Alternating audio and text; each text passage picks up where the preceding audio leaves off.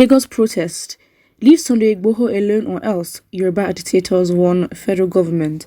A group of Yoruba nation agitators while protesting in Lagos on Saturday warned the Nigerian government to stay away from its leader, Chief Sunday Adeyemo. The agitators carried different placards with different inscriptions such as "Leave Igboho alone," "Igboho Osa," "Warlords," "Igboho is not the problem, arrest terrorists and bandits." Politics Nigeria earlier reported that the Department of State Services declared the secessionist leader wanted after raiding his home on Thursday. Several arms, ammunition, and bloody charms were discovered from Igboho's house. 2 people were also killed as Igboho's men allegedly exchanged fire with the security operatives. That was not true. The agitators included traditionalists, traders, women, and youths who also chanted songs in support of Yoruba Nation and Igboho. The protest has since been disrupted by the police, who fired tear gas and used water cannons. Gunshots were also heard. First off, to clear certain facts, more false facts, is that they found charms and all that.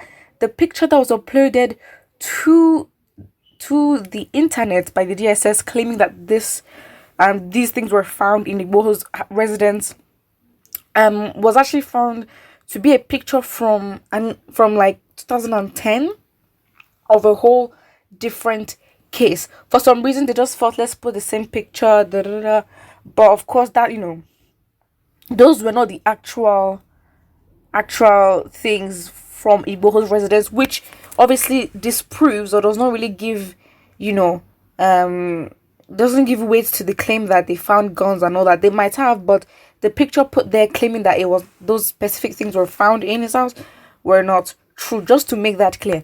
And there was a video circulating where we saw the property of Igboho and like the aftermath. Again, there were gunshots on windows, doors, and everything. But then they claimed that there was never any resistance, because when they say that they allegedly exchanged fire, it wasn't that. Absolutely not. Everybody was trying to hide. That's the main thing. Hello. So it's like, okay, fine. You can't give false information like that. And that is why they had to destroy. If you're coming to look for Igboho, fine. But then they actually had to destroy like all of his cars.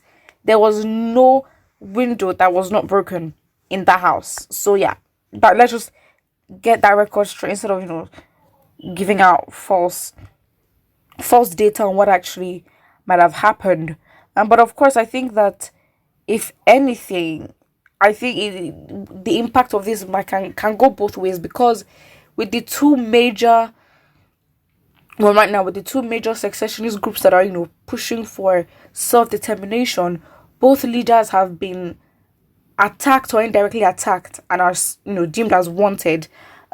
So again, for Nnamdi Kanu, that was like a big victory on their part, because to them it's like they've tried to capture this man so many times and they haven't, and now this time they did.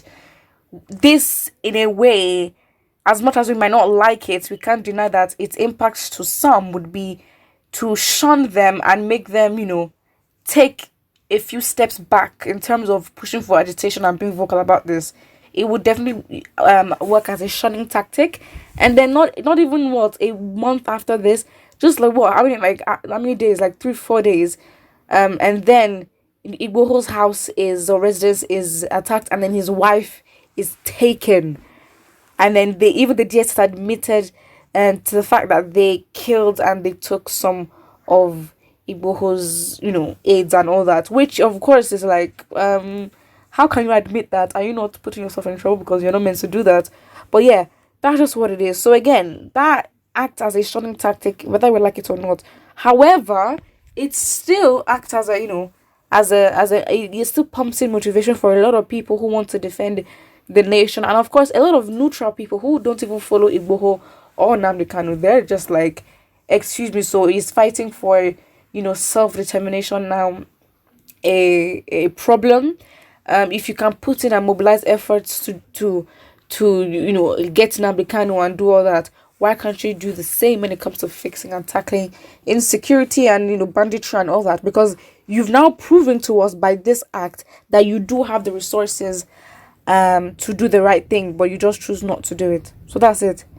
Someone here says, okay, what do you mean to leave him upon all what he had done?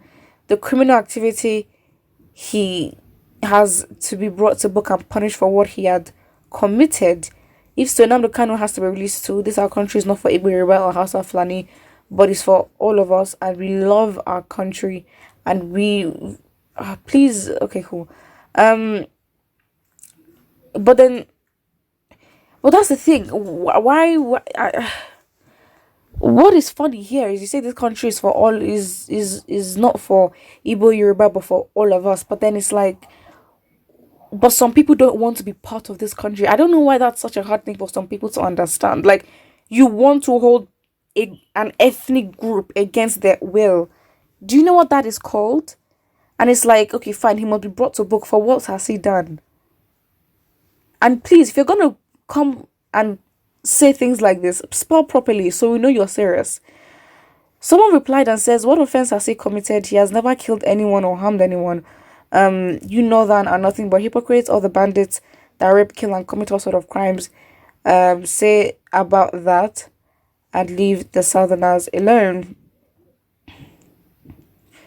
I don't know. I don't know. I think everything would just be easy if I wish it could be easy. It could be that straightforward where we're just gonna be like, okay, fine, let's just have a referendum and let's decide that we're gonna leave.